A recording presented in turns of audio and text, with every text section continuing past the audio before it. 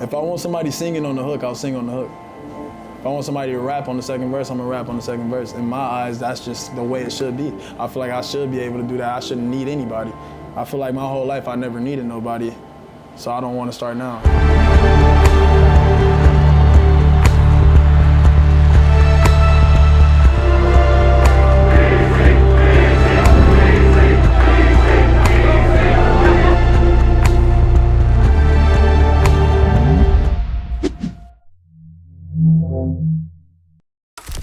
First of all, tell us who we with, man. What we doing tonight? What's the vibes, bro?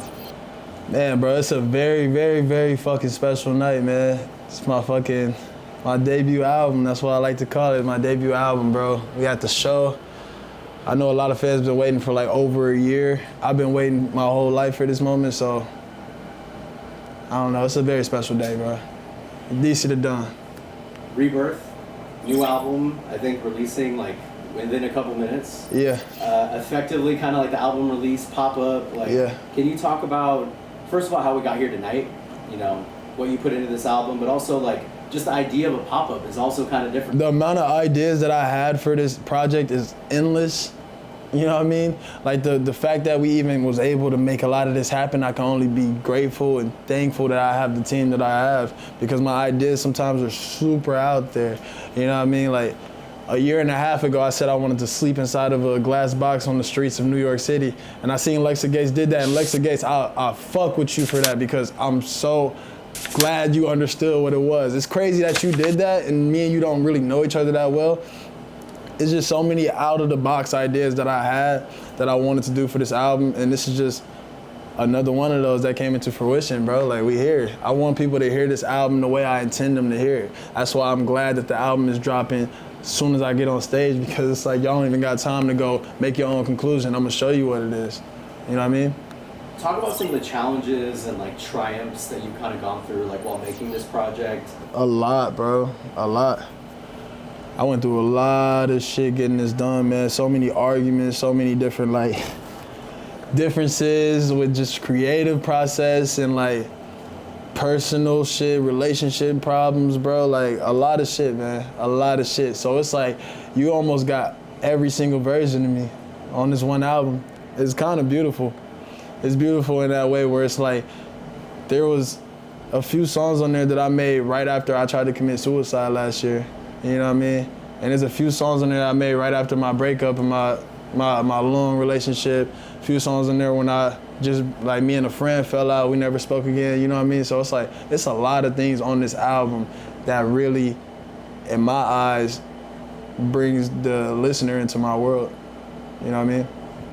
Man, that's big, man. Congrats for making it here, but also thank you for being here. Yeah. So, you know, your supporters need you, so. We still here. Hey, Rebirth, talk about it. What does it symbolize? Is this a new era for DC The Dawn fans? Bro, a lot of these fans, see, like, it's a different time zone drop, so a lot of the fans that's overseas, they're in my community on Twitter right now, and I just seen it while I was backstage. They're saying, there's no way this is the same nigga that made this song. And then they're like, there's no way this is the same nigga that made this song, and they're dropping all these different songs that I put out. It's almost night and day in a lot of ways, but the only thing that's always been real about it is the music's real. I never tried to fake being nothing that I'm not. You know what I mean? And my fans appreciate that. I kept it real with them. I'm very vulnerable on my records, and I think in a lot of ways that helps people relate to it. And this album is just me at my best for now until I go do it again and then top this album. Rebirth, also Lil Wayne's project that he dropped in 2010. Yeah. Kind of like. I'm happy you asking this question, bro, because nobody's really pointed that out besides my fans. Yes, Lil Wayne did The Funeral, he did the Rebirth. I love Lil Wayne, nigga. Lil Wayne is the reason why I started even liking music. The first song that I remember actually verbally speaking about as a kid, the earliest memory I have is Go DJ. I had a big brother named DJ, and I used to want to be like my big brother, so I would tell everybody my name was DJ too. So when I heard Go DJ, I swear to God on everything I love, I thought Lil Wayne was talking about me or my brother. I didn't know what a DJ was. I was like 5 years old.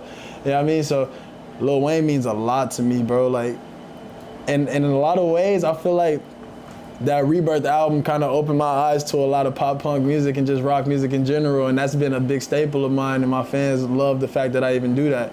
So in a way, that's just kind of me honoring that, but also it feels very, very close to home.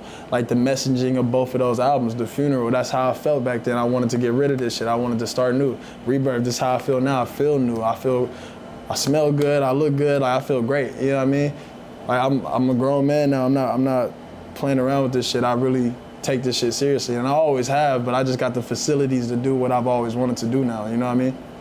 Flying up to be Virgil, you have the lightning bolt across your face, similar to David Bowie. Yeah. Talk about, expand on that style choice. I really, you know what it is, bro? I remember seeing that picture of David Bowie a long, long time ago before I ever listened to the music, and then I finally started to like get recognized with him. I would watch interviews, I'd watch documentaries. That's all I do is study fucking music when I'm high as fuck and I'm bored. So I was just going through documentaries and shit, and I realized at the time when he was coming out, a lot of people didn't understand what the fuck he was. A lot of people was turned off by the fact that he was even doing all that shit, but they couldn't deny the music. You know what I mean? And in a lot of ways, he birthed a whole new generation, and I feel like I just kind of liked it. I just wanted to steal it. So that's what I did. There's really no deep answer to it. I just wanted to steal it. What the original idea was just to have some type of face paint on my face because, well, I guess, when is this gonna drop? As soon as you want it to. Okay, so I'm putting out a short film for that album that we already shot in Toronto. And in the short film, there's this girl who's, she's the embodiment of the evil spirit in Hollywood. She's the person that tries to get me into all the bullshit that is surrounded with Hollywood and trying to make it and be an artist and all that shit. She's just an embodiment of that. She does not exist in real life. But she's the one that paints the lightning bolt on my face in the film. And she says, you can be whoever you want to be, even yourself. Or she can, wait, what did I say? In the voiceover, I said, she painted a new identity on me. And like the wind, I let it blow me away. You know what I mean? Like she kind of like helped me step outside of my box. And I feel like that was very important. And it just so happened to be David Bowie's Lightning Bolt. Walk us through like some of like the standout tracks that really stick in your head as you're telling this story. Will You Be Mine, the outro, it's like, it's crazy.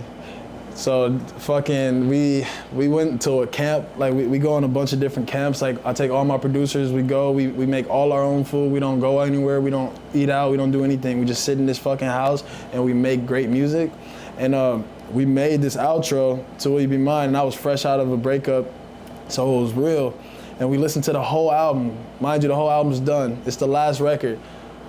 And I thought about something that one of my friends showed me, his name Mateus. He showed me the sample of this old soul singer. And I was like, bro, I hear it. We need to put this at the end of the song. So we got this sample at the end of the song. It's like a minute long. And originally I was just gonna let it play out like that and let the album end out with just the sample playing.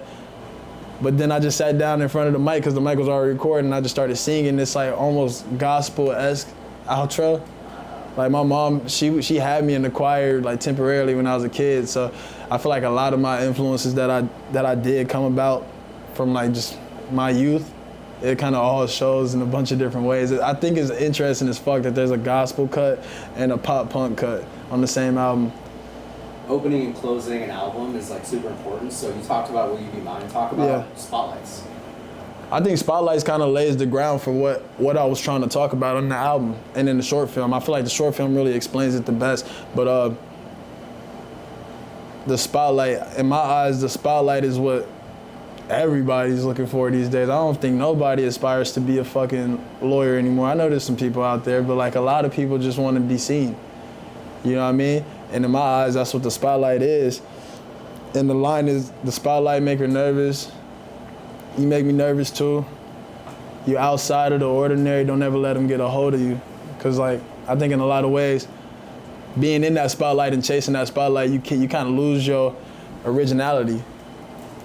You're outside of the ordinary, don't ever let them get a hold of you. That in my eyes, I feel like that's a very important message. And in a lot of ways, I was speaking to myself as well. You know what I mean?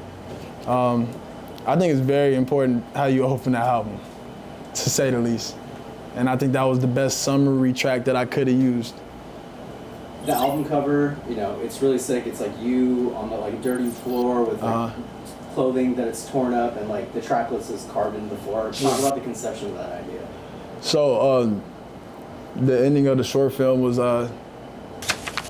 it's just me laying on the ground realizing that this girl disappeared that I thought was real, but really it was just me the whole time. And that's just me like kind of coping with that on the ground. And I feel like that moment, because in my eyes, the cover art was completely different. I just feel like that moment described the way the album felt and what it meant to me. So when I seen that picture, I was like, there's no other picture that's gonna be the album cover. It has to be this. Your albums, Come As You Are, My Own Worst Enemy, Funeral, now Rebirth, very few features. And focus a lot on like speaking directly to your audience. Can you talk about that choice of not using features? You know, a lot of rappers, they kind of use their features as a way to carry their albums. So. In my eyes, I don't know, this may be stubborn or whatever you want to call it, but in my eyes, nobody can finish the song better than I can. I don't make half songs. When I go to the studio, I get tunnel vision. If I start a song, I'm gonna end up finishing it. I'm not gonna leave a second verse open for who? I feel like I can do exactly what they did, but better. So in my eyes, I don't want somebody to come in, being on my track, and they don't really care about the project. You know what I mean? A lot of times people get these artists on their record because they wanted to, and sometimes it works, but they show up late to the music video. You can tell this nigga only had one outfit change. He ain't even changed his outfit. You know what I mean? You change your outfit 5 times in the video. This dude got the same outfit on and y'all only in the driveway of this Airbnb. Why is bro not involved with the music video? Because you went out your way to work with somebody that don't give a fuck about your project. That way, in my eyes, if somebody don't give a fuck enough about my shit, there's no way in hell I'll ever let you touch my shit. That's how I feel about it. And I feel like a lot of motherfuckers, in a lot of ways, they don't understand what I'm going for. So it's not that I don't want features, it's just it gotta make sense. If I want somebody singing on the hook, I'll sing on the hook. If I want somebody to rap on the second verse, I'm gonna rap on the second verse. In my eyes, that's just the way it should be. I feel like I should be able to do that. I shouldn't need anybody. I feel like my whole life I never needed nobody, so I don't wanna start now, you know what I mean? But it would be nice though. I got some people I wanna work with, but like at the same time, I'm not pressed. Yeah. Do you want to mention anybody that would be? For real. He followed me like 2 years ago, and I'm still waiting. But for real, I'm ready. I got some fucking ideas, man. For real, just all my goats. You know what I mean? Tyler the Creator, like even if it's just production, whatever. Kanye West, Travis Scott. Those are like the obvious ones. You know what I mean? Like there's a lot of people like Bonavere. I would love to work with Bonavere. That shit would be, you know what I mean? That's just a dream though. You know what I mean? Like if that was to ever happen, bro, I would, you know what I mean? That's just a dream. What will listeners be surprised to hear from you on this album? I think they'll just be surprised to hear like how many different, like almost different genres. Every song is completely different, but it's still cohesive. I think that's the most surprising thing, that it all works. You know what I mean? Because if you put it on paper, it don't work. There's no reason why a pop punk, R&B song and a gospel cut should be on the same record, especially with a song like Venus that's just a mosh pit rage song. It shouldn't work, but it does. I think that's the most surprising thing. I love it. What's something that people don't know about DC the Don that they should know about DC the Don? That I'm normal as fuck. I think that's the main thing. I'm normal, bro. I'm just a guy. You know what I mean? I just make music, that's all. What should we expect next? Obviously, Rebirth out now. Give us the works. I would say expect not to expect anything and just be happy with whatever comes out and just be there. Because I don't know what the fuck's gonna happen next, but I know we're gonna top this album and do it even better next time. So that's all. I'm excited for that. I can't wait to do that. I love proving myself wrong. You know what I mean? When I make my best album, like, it's my best shit ever. I love doing the next one because I've only done that so far. And it's gonna continue being that. And if it's not that, I'll stop. You know what I mean? In my eyes, if you're not progressing, if you're not actually creating, if you're just doing this shit to get a check or whatever, I feel like those are the people that ruin music. You know what I mean? In my eyes, if you're not doing this shit to create, you're supposed to be a creator. You know what I mean? Like, I'm not all the way there yet, so I'm not trying to sit here and act like I'm just like, God's gift to earth, but at the same time, I'm trying. A lot of you niggas ain't trying, and it's evident. And y'all just sitting here ruining these kids' time, bro. Just ruining their hard-earned money, You know what I mean? Y'all not really like, y'all don't really give a fuck about these kids. I really care about this shit, bro. I really love this shit. So just expect to be surprised every time and expect the unexpected. Don't expect shit. Talk a little bit about Linking with Powers and creating those two tracks. I love Powers, bro. He cool as hell. That's my dog, man. Like, those two records, like, the Know Me Now record, I remember my ex, that was her favorite song. So I was just happy that somebody was gonna put it out, because it wasn't coming out on this album. So I was just really pleased with that outcome, you know what I mean? And those songs are pretty old, bro. That Galore song is like 2.5 years old, almost 3 years old. So the fact they still hold up is fire. So shout out Powers, man. Hell yeah. Yo, this is DC the Don. You watching Deathless TV. I appreciate y'all for having me. Go stream my fucking album. Let's go.